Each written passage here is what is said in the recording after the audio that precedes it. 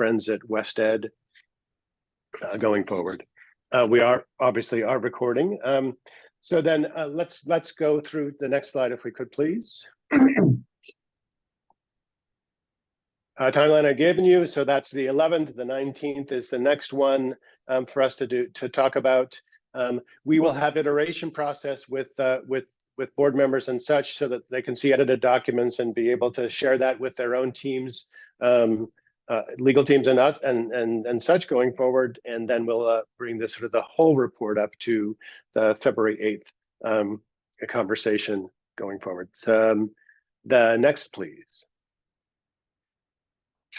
This next section is the next sort of big one for us to talk about. As folks will recall, we sort of in the selection process that we had last year for the advisory boards, a number of questions and interesting issues came up in that process, and we wanted to revisit some of those in terms of what guidance that we can give to the office in terms of sort of governance of the activity.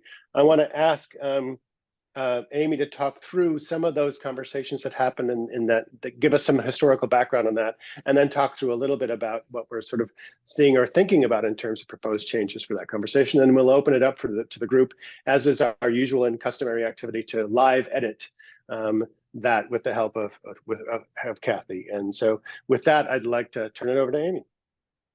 Thanks, Gavin. Happy to talk through this.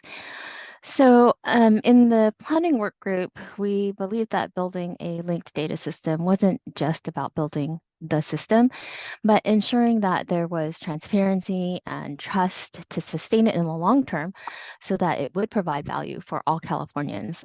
In that regard, we wanted to codify specifically the public voice in the data system, this idea that the system is being built not just for the people, but also by the people. So we're stewards of data. We've heard that phrase before. I think that I think that this is a powerful opportunity, and that public voice really sort of sets us apart from other states. What we wanted to do for California, what we wanted to do was to make sure that the public is engaged with and participating in the data system. So there were 2 advisory boards that were created in statute to support that vision of broad public representation. So that will help us to build a sustainable, high trust community around the data system so that it continues to be responsive as it evolves. So the Data and Tools Advisory Board has this responsibility for examining whether the data system is providing actionable information and identifying ways to improve access to that information. The Community Engagement Advisory Board has responsibility for examining whether the managing entity is creating strong feedback loops with data users, supporting evidence-based decision-making and analytical capacity, and ensuring equitable access to actionable information. So in summary, we wanted the advisory boards to be free to make recommendations and through collective action, advocate for the Cradle-to-Career data system to stakeholders. Operationally, I believe it would make sense that each person serving on the advisory board is on equal footing to have equal say in putting forth those recommendations. Next slide. At our May board meeting last year, we selected and seated 32 members, so 16 to each of the 2 advisory boards. This was our first year. We staggered the terms so that each year 1/3 of the seats would become vacant and then be filled by the governing board. This all helps to ensure that the perspectives that we're seeking from the public resonate with the upcoming goals for the work plan. As we went through that process last year, as Gavin noted, there's some observations that we thought could help improve the process for the future. Next slide. So to review the process, we have roles for the office and roles for the governing board's ad hoc selection committee. The office develops application materials and publicizes the opportunity to apply. It develops a rubric to evaluate potential members, provide support in running the application process, and organizing the review process. The governing board, through its ad hoc committee, provides input on the application materials and rubric, reviews and scores the applications, and creates a slate that includes rank-ordered recommended members and runners-up. So in short, the ad hoc committee does the detail work for the governing board. The governing board has the ability to provide direction on the rubric for each year. For example, whether its focus needs to be more on experience with families and students. That came up as a suggestion. I think it's important for the governing board to retain a level of flexibility so that it can make adjustments like that through the rubric when needed to support upcoming goals. I think the ability to calibrate that rubric when needed kind of helps keep the board at the forefront of that overall process. Last year, we had over 90 applicants, and it was great to see that level of interest and engagement from the public. Next slide, please. So having seen that number of applicants and going through the process gives us the opportunity to make some clarifications, such as establishing scopes of work for each advisory board based on Cradle-to-Career strategic and annual work plans, having the governing board provide input into materials used for applications and recruitment, removing the concept of an alternate for the advisory board members, and clarifying the relationship of advisory board members to governing board members. So there were a couple of candidates in the application process that belonged to organizations that were already represented on the governing board. So the question about influence came up and whether or not direct reports to organizations that were already represented on the governing board should be precluded from being part of the advisory board. One benefit, for example, could be that a data provider's direct report would have expert knowledge of the data. In the review process, there was no direction given one way or the other to the ad hoc committee, and ultimately they solved it by recommending that those candidates serve one-year terms. That particular mechanism or solution is only available for the first year because everyone going forward would now be selected for 3-year terms. So the governing board now has this opportunity to clarify, if it chooses to do so, how it would like to proceed. So on the one hand, we have a desire for diverse public community representation as represented in statute, but also we want to have as much expertise as possible when making recommendations to the governing board, recommendations that are grounded in the reality of what's in the data. So we do have 2 advisory boards, and it's possible for us to look at the candidates for the more technical data and tools advisory board, perhaps in one context separate from the community engagement advisory board, having rules that would be separate for each as an example. Next slide. An ad hoc committee met in December, and they were talking about advisory board governance, and they also had a suggestion. So one edit for us to consider today is their suggestion for the Data and Tools Advisory Board to include an additional step as a way of ensuring expertise while preserving equal footing among the advisory board members. So they suggested that prior to the Data and Tools Advisory Board developing any recommendations related to data points or the data system, the office could convene a public meeting where advisory board members can learn about the available data points, ask questions of the data providers about additional information that may be useful to access through Cradle-to-Career. So this process could provide an opportunity for all data providers to have the relevant subject matter experts provide relevant context to the advisory board before they develop recommendations without having people actually seated on those advisory boards. So given that context, I'll go ahead and turn it back over to Gavin so that we can take a look at the proposed edits, walk through them. Yep. Thank you very much, Amy. It was very informative. I think we have a little bit of a task ahead of us, but Kathy, if you can call up and let's see what we can do about this. And she's going to make edits directly to it as soon as it gets called up. Again, I sometimes struggle with seeing everybody's hands when we have a document live on the screen. So anybody and everybody's help in telling me who wants to raise their hand would be wonderful.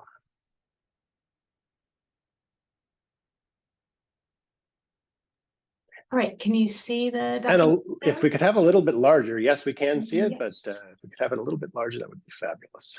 There we go. All right, so bigger this is still? an opportunity for line. Is that possible? Actually, I'm going to close still? out the chat and it'll get bigger still for me. Sorry, I'm going to close out my chat. So there we go. Can everybody see it? Let me just be clear. Silence is assent. Okay, let's carry on.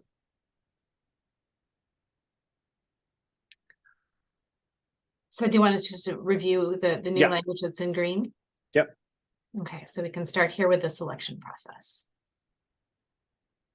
And again, any folks, obviously I have sort of some ideas myself, but any folks who have ideas that want to let folks talk, raise your hand and we'll go from there, or just say it out loud and we'll catch you.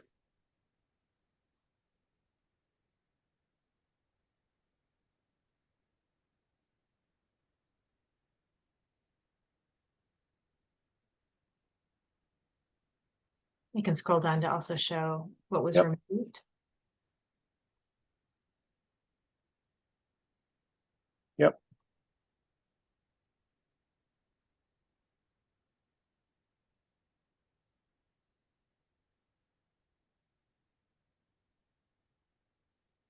You want to go one section at a time, Gavin, starting with Sure. advice board selection?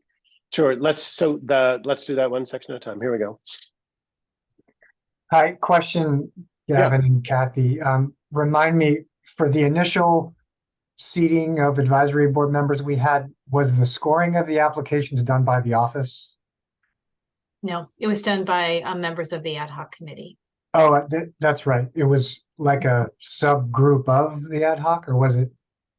Yes, so basically this documentation sort of codifies what happened in the process last year. So basically there were numerous ad hoc committee members that were reading and scoring the applications against the rubric so that you had more than one person weighing in on each of the applicants. Okay, and remind me, which ad hoc committee is it?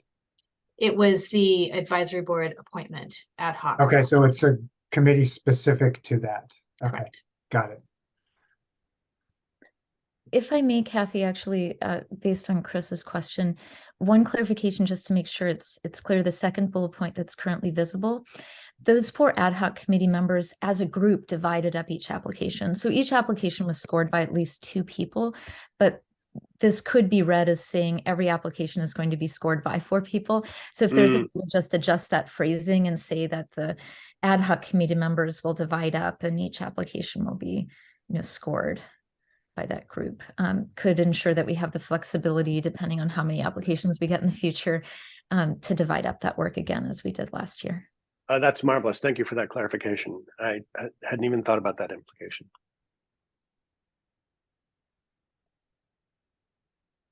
To build on that, I would suggest maybe instead of average ranking, some sort of overall or aggregate assessment.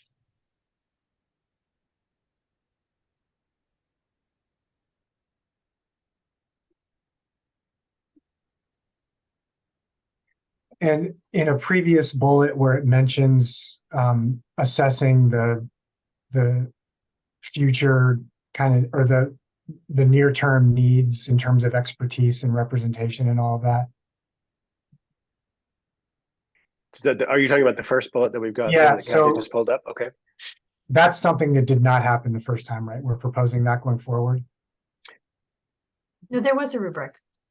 There what? But in terms of reviewing planned activities for the next 3 years and matching that against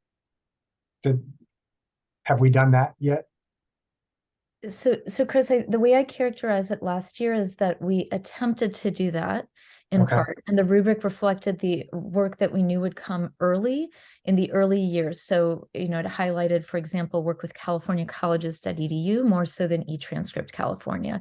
So it was definitely reflected in the process last year, but the feedback from the governing board in that May meeting highlighted that we should aim to do so even more in future rounds. So it's kind of a, yes, we did it in part, and the board identified an opportunity to do that to a greater extent moving forward.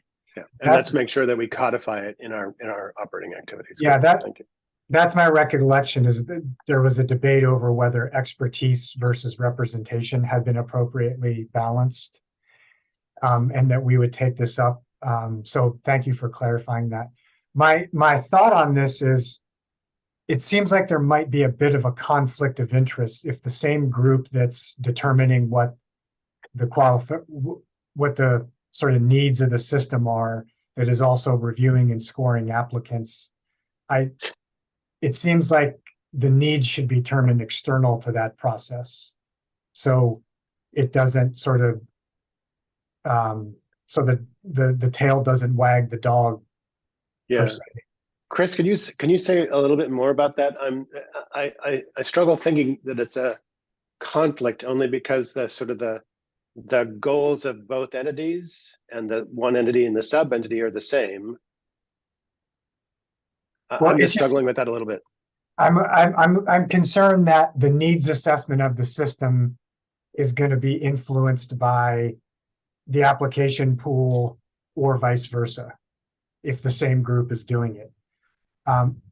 If the needs assessment was done externally and provided to the group as an input, that would be one way of alleviating whatever concern I'm having.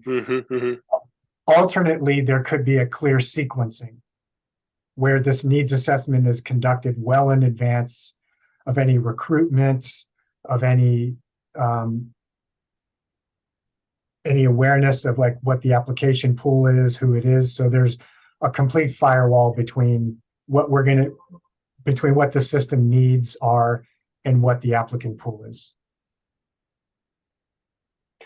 Is the problem that you're trying to solve, just for clarification for myself, is the problem that you're trying to solve one that says, in some measure, because these are sort of the public committees that were set up in the statute and legislation to give input and to sort of make suggestions, is your concern that the scope of what these advisory boards might think about would be narrowed by the selection process? In other words, if part of what we want out of these advisory boards is for them to tell us, think big about these sorts of things, are you concerned that we're narrowing it by constructing the process in this manner? Yes, basically, because I realized that the first round of this was, we were figuring things out. Yeah. But it seemed to me like the applicant pool that we got really dictated what we thought we needed. And I think it narrowed what we might have objectively thought the needs of the system were.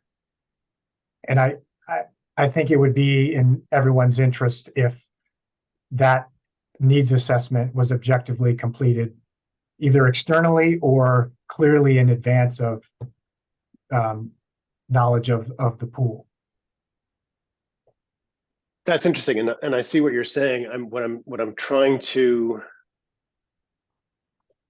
Yeah, I mean, a rubric is not a sort of a list of exclusions or excluded folks, and that's what I'm trying to sort of grapple with in here in terms of suggesting how we would word this. Well, I'm not referring to I'm not referring to a rubric per se. I'm thinking about this review of planned activities for the next 3 years, which is not something we really did as part of this process initially. So that's kind of the new piece of this. Mm-hmm. And it's something that I think integrity to it. I hear you. Just adding the clause at the beginning that says in advance of the recruitment process address your concern, Chris? Yeah, I think it would. Okay. Just to make clear that that's going to be completely decoupled from the recruitment, the review, the assessment being shaped by who the potential advisory board members are. Interesting. Okay. And that it actually happens the other way around, that the pool is actually shaped by what we determine the needs to be.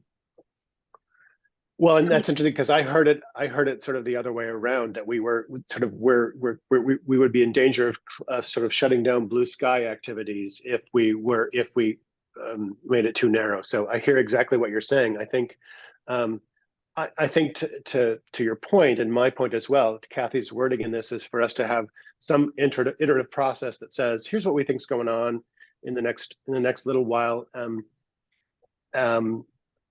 and just have that publicized as part of the recruitment process. That makes sense to you? Yeah. Okay. Okay. And we went back up to the first set of bullets. Any other comments on the first set of bullets? I'll be a little bit more structured in sort of moving us down the road.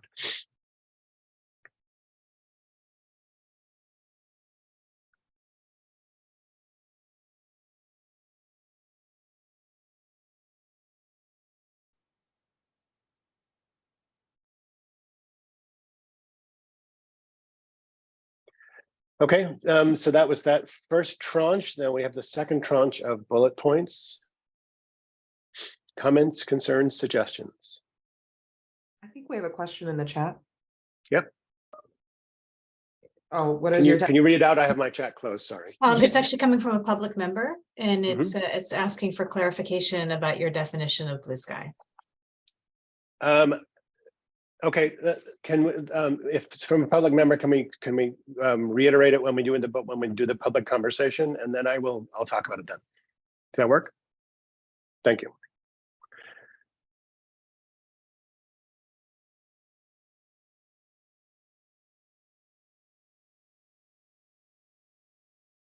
And I think we have the new language in that second bullet. I think works marvelously. Yes, Anything else on the third and fourth bullets?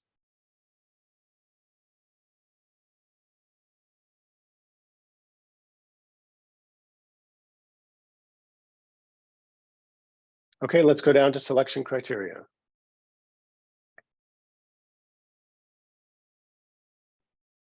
And for clarification, this was the language that was crafted immediately following the discussion of the May board meeting, which reflected this idea of the Data and Tools Advisory Board having representatives potentially from a data provider as long as they were not a direct report to a governing board member. So there was a differential approach that was outlined back in May before we had the input from the advisory board governance ad hoc committee that suggested the additional step of having a session with data providers before any proposals were brought forward related to new data points. Got it. So that, as I'm hearing you, it strikes me that that first sentence is probably redundant or not necessary. Now, I say that knowing that there will be a difference of opinion. So anybody have any counter to that?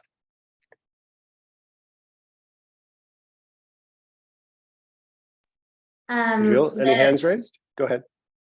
This is Meredith, Kevin. Yeah. I was just noticing in the second paragraph, the first sentence is very similar in prohibiting or limiting the representation. It doesn't say direct report, but it's who works for the organization. Yeah. Or person on the governing board. So whatever we decide, we should be consistent.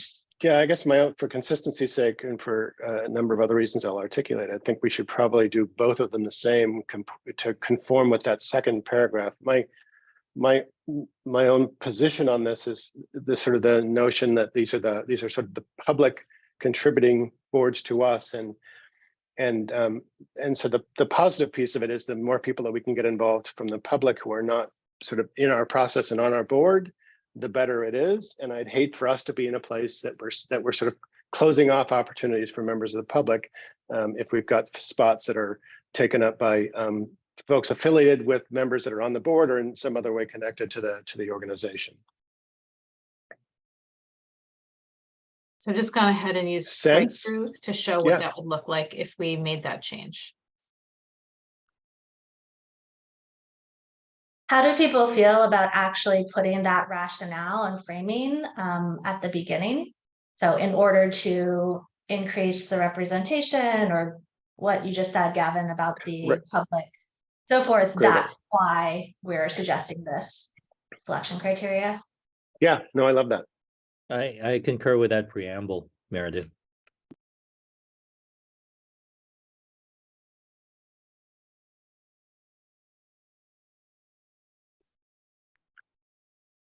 So this is where I think there was debate when we went through this process last year about prohibiting any member of an organization represented by a governing board member from being on, because some of the governing board organizations are vastly large. And it seems like it could be working against what I was talking about in the first part. If the needs assessment is such that maybe someone employed by the same organization on the governing board could have the expertise. I'm not thinking of anything specific, but it seems like we would be closing off that possibility by being so restrictive here with that. I can understand wanting to limit when there's like a direct reporting relationship or any conflict of interest relationship with a governing board member, but with an entire organization, it seems to be too limiting to me. I would agree with Chris on that one. Yeah, I totally agree. Totally understand what you're saying. The organizations, yours especially, Chris, are pretty vast and multivariate, and there's a lot of expertise in those organizations as well. I think from my standpoint, what sort of obviates against that is that there is ample ability for input to be gained from that organization by your own internal processes of being able to sort of convene sort of your own conversations as a governing board member to bring that into the deliberations.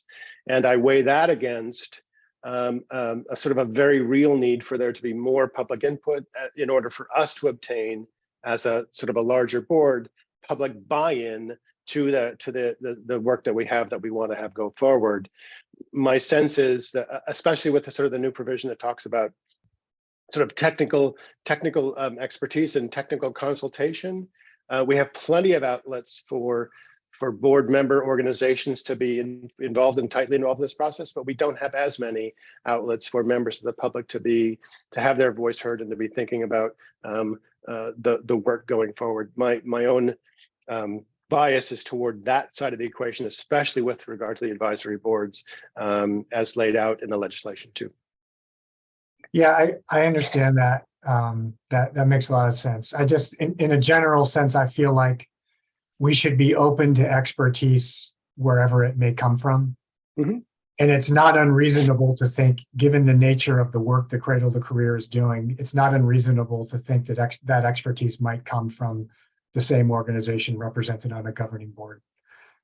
So I feel like we're limiting ourselves by doing that unnecessarily. Yeah, I guess I would just respectfully disagree. My sense is that we're not limiting ourselves at all in this process, especially if we have consultation activities, and especially as the office continues itself to engage with all the providers in a lot of the work that has to happen going forward. For me, it's largely a question of access and an ability to influence, and the more that we can do that in this public and sort of in this public process of the advisory boards, the better. I'd hate, again, I've said it before, I'd hate for us to be in a place where we've got a sort of a surfeit of applications from providers. And obviously this is an absurd situation, but we've got a surfeit of applications from providers, and we don't have enough access for folks on the board. And I hate to shut down any voice that wants to come in from the public, inadvertently or not in the process. Yep. That's fair. I can understand that. I guess my last request would be to arrive at a very clear definition of what is a governing board organization. What are the boundaries of that? Does this paragraph provide that specificity? Sorry, I didn't see this part.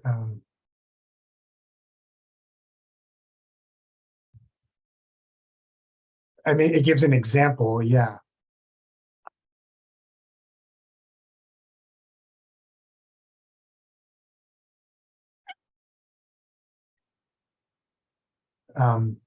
I would suggest, broadening it with these examples, but I guess, What edits would you like to make those more broad?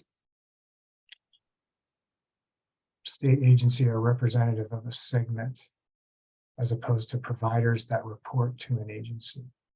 Okay, yeah, this is probably sufficient. Okay. Chris and I have been taking up most of the conversation. I want to open it up to other ad hoc members. Any comment, other issues, conversation? I think for me, the piece that is crossed out here about community engagement advisory, that's kind of what made this okay for me. I do agree that the community engagement needs to have as much of a broad selection from the community as possible, but the data tools advisory, I'm back on board with Chris on this. I don't want to limit it. And I think the people who will be choosing these advisory board members have the wherewithal to understand that we do need community members. We do need a broad selection here, and they would operate as such. So I appreciate that, Jerry. I guess my own thinking in terms of that is that I think there's a lot that we don't know out in the space, even about tools and data that could be informed by folks who are other than us in that process. And so I think I stand by my my earlier suggestion.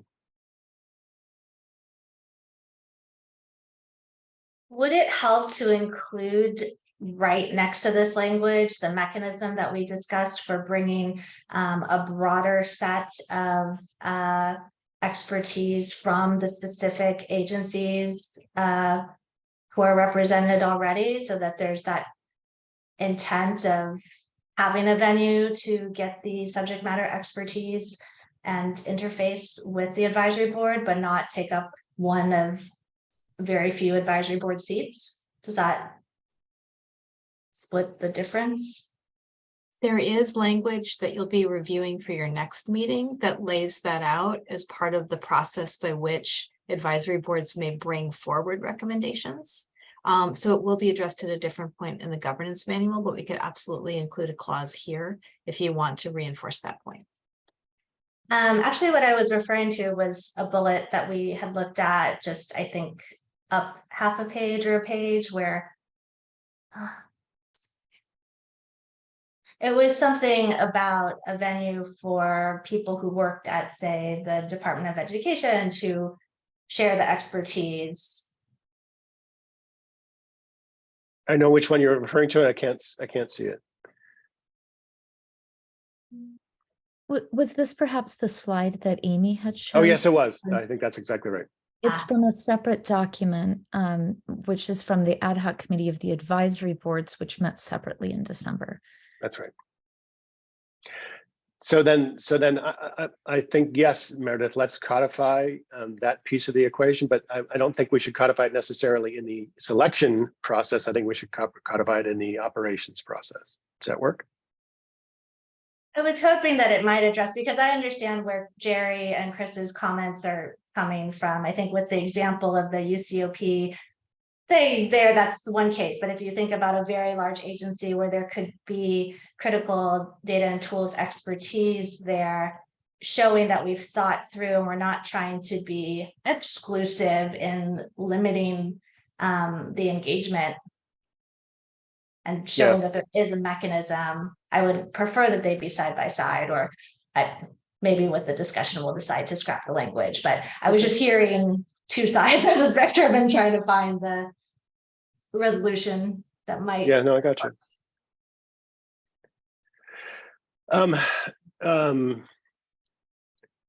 If memory serves, doesn't the data and tools advisory board have to review accepted and rejected? Wasn't that an outlet that we put in front of the data and tools advisory board? They have to do some annual review or some sort of data requests that are denied or so. That is one of their tasks. That is one of their tasks. I'm glad my memory sometimes fails me, but the two places this is likely to be relevant is the review of the process by which data requests are reviewed, because the goal there is to look at ways to create process improvements. The second is the question of whether additional data points should be recommended for discussion by the governing board. So those are two places where expertise from data providers would be important to have at the beginning, so that people weren't asking for something that was completely unfeasible, which would waste a lot of time and energy, because any proposal coming from the ad hoc committee has to go to the staff of the office. It has to do a feasibility assessment. That's right. You can imagine that if everyone was asking for things that were not feasible, that would just burn a lot of time for the staff. So I've put together a possible sentence here, which I'd love to get your comments on.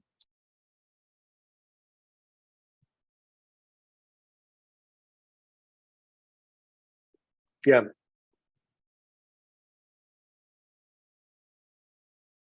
I think that works for me, because part of what I was trying to get at too is that if we have an advisory board that is comprised of a number of providers, and they're trying to sort of deal with issues around access and whether people were denied inappropriately, I just see a sort of a public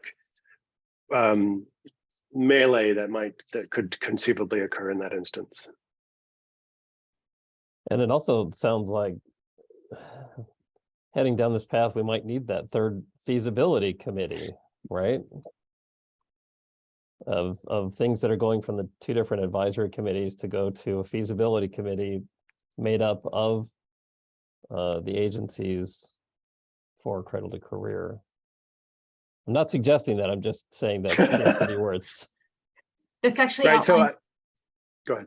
in the proposal that you're going to get for the next meeting. It describes what that feasibility study looks like. There's a lot of information in statute about how that's supposed to go forward, including the specification that the office needs to work closely with the data providers to look at that. And there, you'll notice in the proposal for next time, there's like, if for some reason someone wants a data point that's not currently collected by a state agency, that feasibility study has to extend to talk to the local entities that would have to collect the data to get it to the state agency. So there's a couple of safeguards in there, Jerry, but I think it'll be really important for you to make sure that that language is adequate as you're thinking about the review that you'd want to have to make sure that CDE could provide high quality universal data, which are the criteria that were set out in the legislation.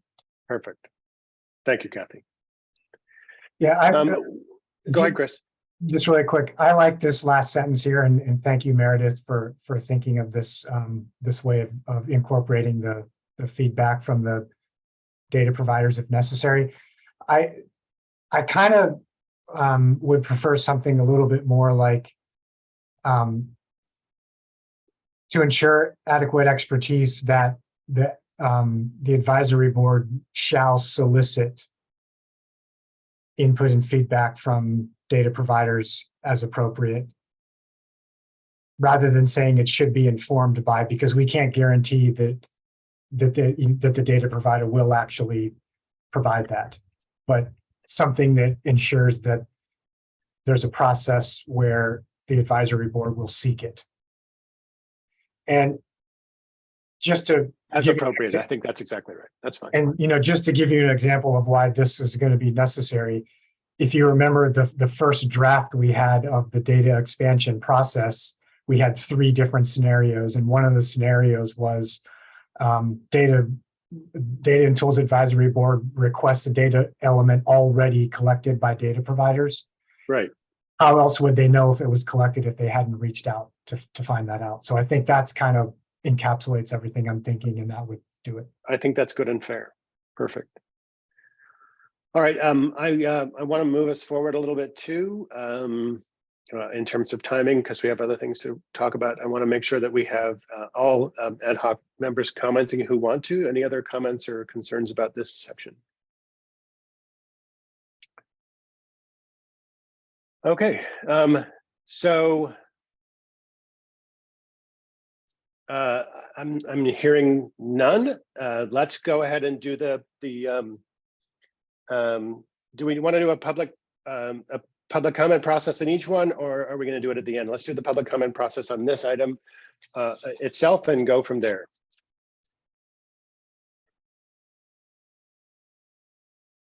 Rajil, do we have any public requests for public comment that have come in?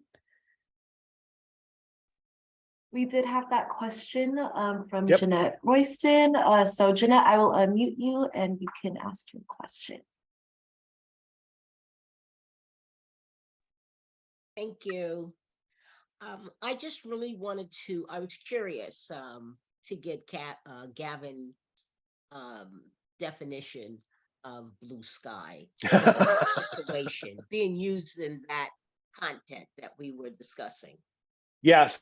So thank you for that. It may have been more of a turn of phrase than a sort of a specific definition about that. Some of what I talk about and some of what I think about with regard to the work that we're doing on this board is making sure that we don't miss any great ideas that come out of the public or that come out of our own sort of deliberations as well. And if you'll forgive my alliteration, it was blue sky, thinking about the sort of ideas that might come about that are sort of really dreaming and forward thinking, but will then require a lot of conversation amongst ourselves. So it was more of a turn of phrase than anything else, but thank you.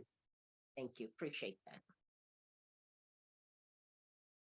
Any other public comment? Great. The sort of we sort of did not take a vote or anything on the sort of the stuff that we talked about before, because there was some iteration happening. I think the best thing to do is to move this forward, assuming that we're at consensus on what this document looks like now. We'll do a sort of a formal process later on. But what I'd like to do now, if it's okay with folks, is to move on for our next piece of the equation. Here we go. A little bit of background, and Marianne might want to add on to this too. LRI has been brought in to consult with the office on issues about operations and governance. They're a long-standing firm in Sacramento, in the Sacramento area, that has a long and illustrious career of helping agencies throughout the state and government entities throughout the state sort of improve their work and streamline it going forward and clarify going forward. They've been engaged in this process with Marianne and company for some period of time, and one of the charges has been going through the governance manual for sort of issues of that require clarification. And so I wanted to sort of introduce Eric from LRI to talk through the process of the suggested changes that we have going forward.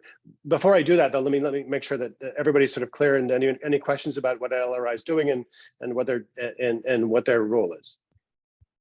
Yes, thank you, Gavin. So just to add to what you said, in reflecting on our 21-person governing board and the additional 32 advisory board members, and having 53 governing board members and a team of 16 approved positions currently, we reflected that we would need additional bandwidth to be able to run effective meetings and plan for them and prepare for them and follow up on them effectively, and also expertise to ensure that we're working with you as a governing board and with our advisory boards with as much expertise around governance and how to bring large groups together in a decision-making process as effectively as possible. So that was the motivation for why our office sought to contract with an entity that provided that expertise, and we're thrilled to be working with Leading Resources.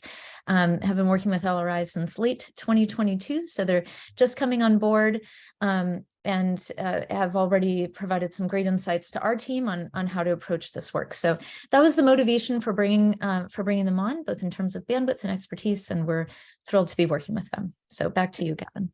Great, perfect. And we'll do the same sort of thing. Eric will walk through some of the suggested changes, the rationale therefrom, and then we'll do a live edit process with Kathy as we go. Take it away, Eric.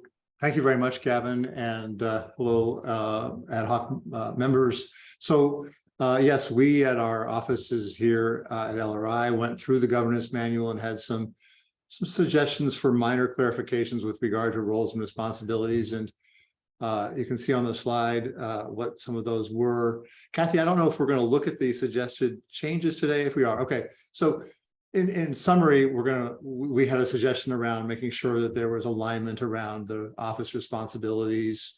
We wanted to make sure that the governing board's responsibility for the addition of data points was clear, and then consistent language on alternates. There are a few other edits that we also suggested might help bring more clarity to the governance manual. So these included structure for the board chairs, as well as the clarification of terminology used in the executive director review process. So Kathy, are we going to look at those right now, or yeah? Yep.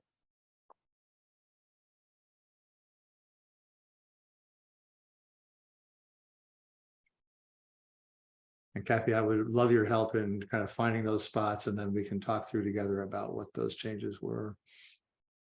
Also, while I'm here, let me introduce my colleague, Jane Harrington, who's also on the call. Jane is somebody who's going to be instrumental in this engagement with C2C.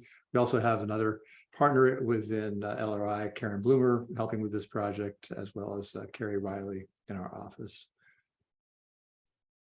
So all of these are also posted up on the website if people want to follow along on your own screen. So items that have been changed are highlighted in red this time, and that there are notes next to each one about why that change has been suggested. So how would you like to go through these, Eric? I'm happy to thank you for highlighting them, Kathy. I'm happy to talk through them and then field any questions if people have questions about the recommended changes. So the first change in that the second to the last bullet is really just to clarify an important role of the office, which is to develop recommendations for consideration by the governing board and advisory boards. It's implicit, but we thought it's important to just call it out directly in the governance manual. The last bullet is important because it is an important element of understanding the governing board's role, that the office is responsible for contracting for the resources to implement the data system. Any questions about those potential edits? Scanning for hands, I see none. Go ahead. Okay, thanks, Gavin.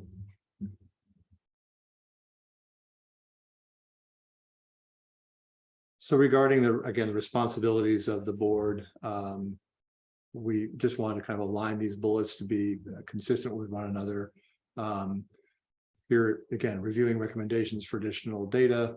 All recommendations for additional data will require a feasibility study conducted by the office, just to, again, bring additional clarity to those points, and the office will work with the relevant data providers to do what follows there. Again, minor edits perhaps, but again, in our experience when working with governing boards, the more clarity you have, the more effective they will be. Questions about that? Not hearing any, Gavin. And Gavin, I'm relying upon you to. I'm not seeing any either. Questions. Yep, Okay, yep, thank no you. worries. Yeah. Silence is assent on my part as well. Okay, good. Here, Kathy, just a minor change in terms of governing board members or their designated alternates. I think it was clear to governing board members, but maybe not always to the lay public or to those reading this manual, that there is one designated alternate for each governing board member, and we just wanted to make that crystal clear. Yeah. Good.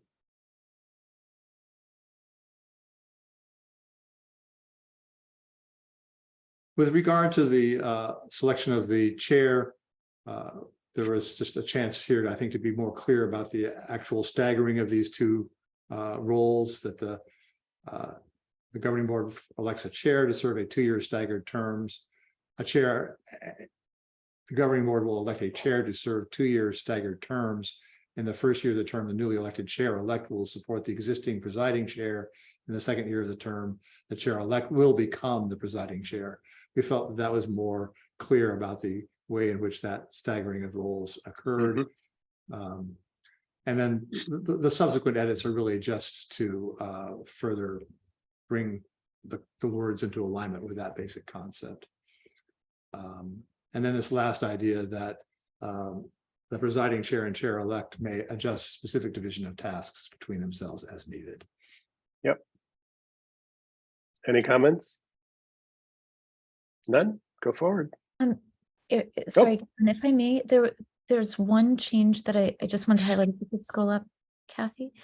In the second paragraph, the change to have the vote at the first governing meeting of the fiscal year as opposed to the final. I just wanted to make sure that that's highlighted, and that will work better in terms of the summer being the time when governing board members' terms are up. So I just wanted to flag that, because that was something that we reflected on last year, that doing the election at the first governing board meeting of each fiscal year, namely August, would align better than in May, which is when terms may be up for governing board members. We'd actually discussed that at the first meeting, and Scoop had already approved it. Oh, so there's a little bit, we were trying to make sure, especially for the public, if they didn't happen to attend that first meeting, they'd be able to see all the changes in context. But I'm sorry, that probably wasn't very clear from the way this was represented. No worries. Thank you, Kathy, and thank you, Marianne. So we keep going. So I think the last sort of major set of edits here is just to clarify some of the terminology used in defining this process around reviewing the performance of the executive director. Again, the responsibility of the presiding board chair is to lead the performance review process and the ad hoc committee, aggregating the information gathered via the performance review survey, and developing the performance review and presenting the review. Again, trying to distinguish between the survey and the review itself. And the next one as well. And again, some other minor clarifications in terms of terms that you see in the subsequent edits. Anything there? Any questions there from folks? I'm seeing none. Okay.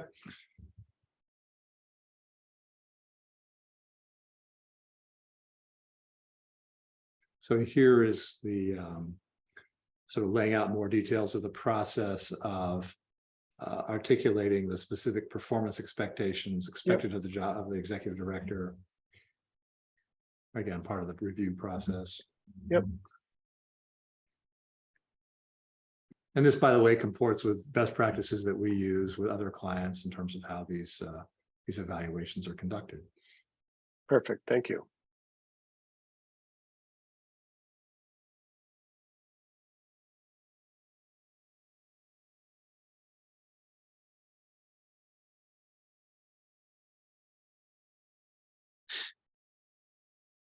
Here, it looks like a lot of edits, but it's really just trying to get, again, be clear about the performance review survey and what information it will include. And who does what when. And who That's does perfect. what when. Yeah, Exactly. perfect. Then we did have a couple of questions we wanted to add to this kind of criteria for determining whether or not the review is complete. First of all, does the performance review document actually accurately reflect the overall themes reflected in the survey data? And does it strike an appropriate balance between positive feedback and constructive feedback? I like that second one especially.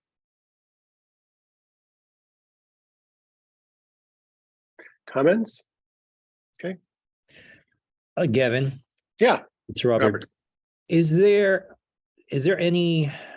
Are there any lines in here about who's aggregating the surveys from the 360 feedback process? If you go up to the box above, it talks about the possibility of using human resource consultants to do that. Okay. So it's a good question from my perspective, because oftentimes the aggregation of that data is best performed by an objective neutral party. But it's so that opportunity is left clearly in play here in the way that the roles are defined. I think that's pretty key, don't you? Yeah, I agree. I mean, as someone who's participated in the process, as the chair-elect, in helping to aggregate the data, of course, I was very mindful of potential biases that could be introducing into that process. And one of the early learnings that we're beginning to have already is ensuring that we preserve the integrity of that process. And that includes the involvement of someone apart from the presiding board chair as well as the chair-elect. So I don't know if this is the appropriate place for that or if that's a topic for discussion with the board overall. But I think that is, if not included here or codified here, something that we should create space for to provide to the governing board overall. I agree.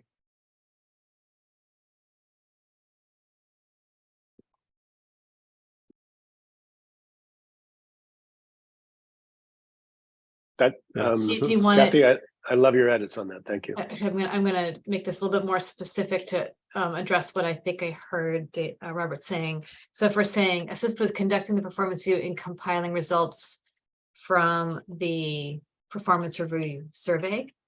Yeah. Perfect.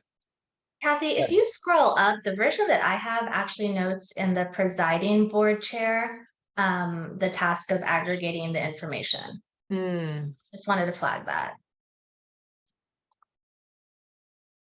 I'm comfortable if we want to if we want to add language that basically says has aggregated the information, and then that gives the, I mean, we don't necessarily need to choose that that's going to absolutely happen, but if we need to empower the presiding chair to be able to use external consultants if necessary and desired. So Yeah. does this language. Overseas, perfect. I think that Yeah. looks, I think that's wonderful. Does that work for you, Meredith? Thank you, Meredith.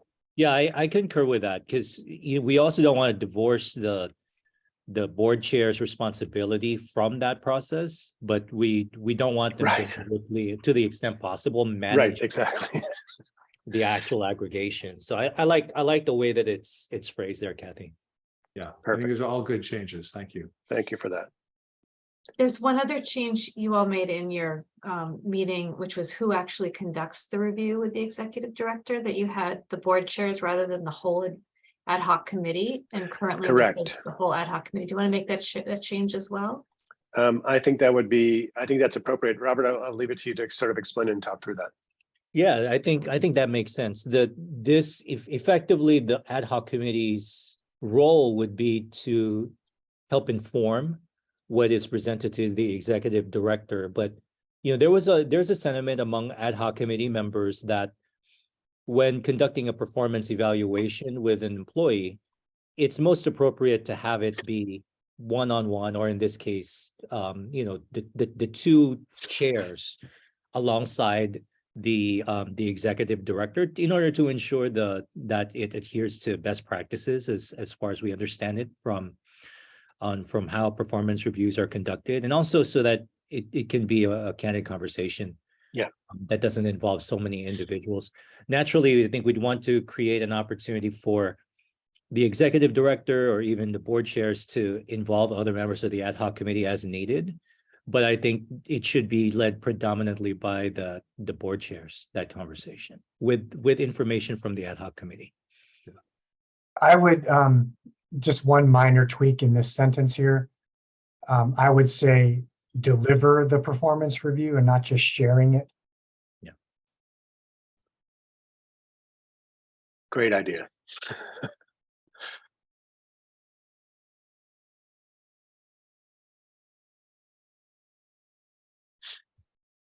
I don't know if this is something that we want to be explicit about, but something to the extent that the board chairs are also responsible for either working alongside the human resources consultant or state agencies to ensure that the evaluation process is reflective of the processes that we're supposed to be following from like a state compliance perspective.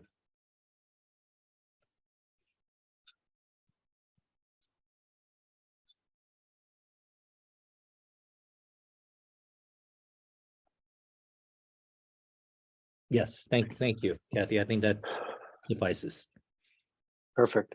Question, Chris, a friendly amendment is, instead of deliver, would it be conduct the performance review? Even better. Yeah, I was just second guessing that too. Yeah, I think you're right.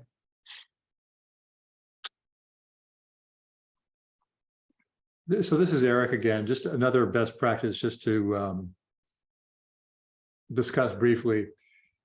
You often want your executive director to be able to provide feedback to the board about how that person is perceiving the relationship with the board. Mm-hmm. And so we haven't included anything here about that, but if you look at best practices, you would also want that opportunity for feedback from the executive director. If you'd like, I mean, I think that would be something to include here.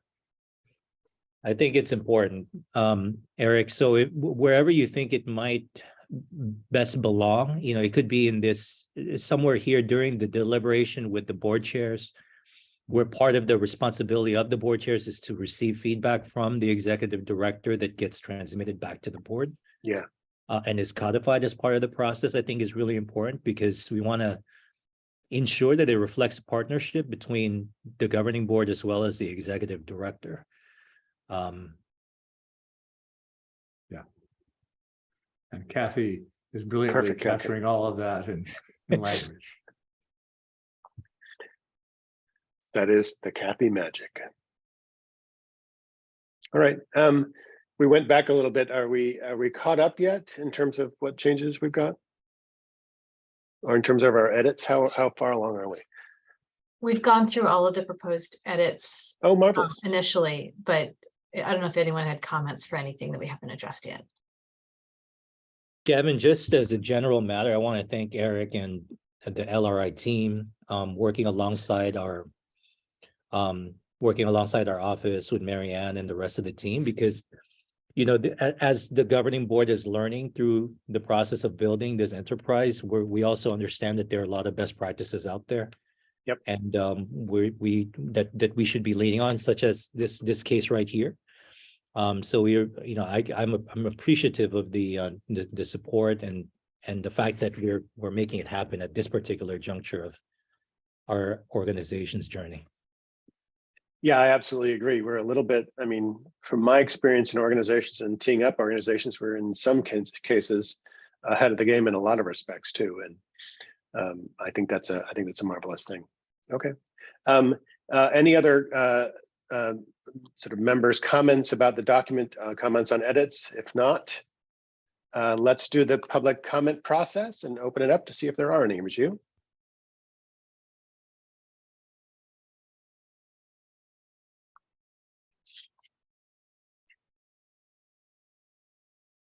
So just to voice over what Rajiel just put in the chat, if you're interested in making public comment, please message Rajiel, who can unmute you.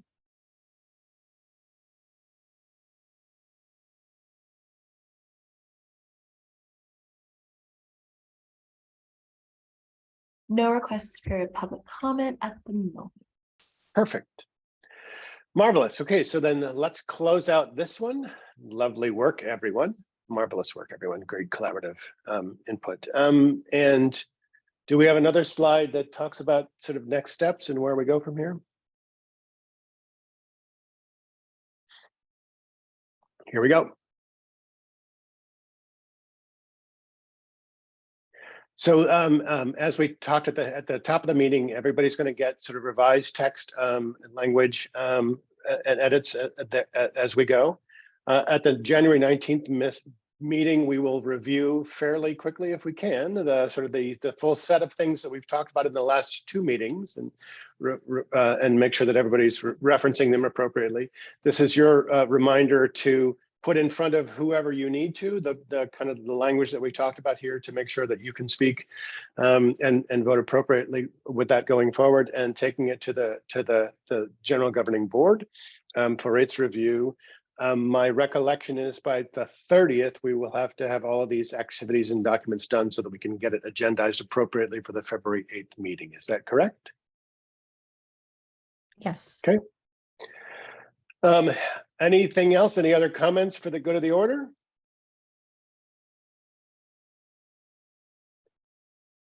Marvelous, marvelous. Thank you all for sort of a great conversation. We'll give you the gift of 20 minutes back in your days, and see you again on the 19th. Thank you very much. Thanks, everyone. Thank you. Thank you.